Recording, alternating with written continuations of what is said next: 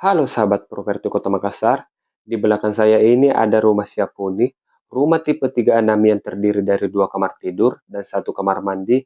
Lokasinya cukup strategis di Moncoloy dan hanya 3 menit ke BTP dan Antam.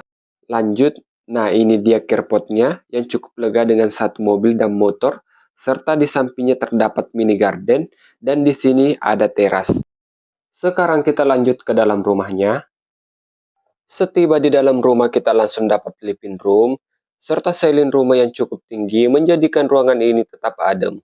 Di samping itu, rumah ini pun memiliki banyak kaca jendela, sehingga banyak mendapatkan pencahayaan alami dari luar. Ini dia untuk kamar tidur pertamanya, juga sudah dilengkapi dengan jendela, dan untuk luas kamar ini 3 kali 3 meter persegi. Lanjut ke kamar mandi atau toilet, dan di kamar mandi ini sudah menggunakan kloset duduk dan shower mandi. Dan ini dia untuk kamar tidur keduanya dengan ukuran 2,50 kali 3 meter persegi dan juga sudah dilengkapi jendela.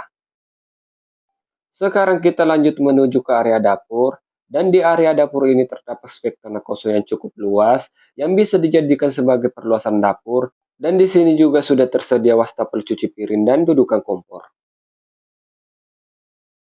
Dan untuk perumahannya sendiri sudah dihuni banyak warga, serta sudah dilengkapi fasilitas seperti security, masjid, taman bermain anak, dan sistem klaster.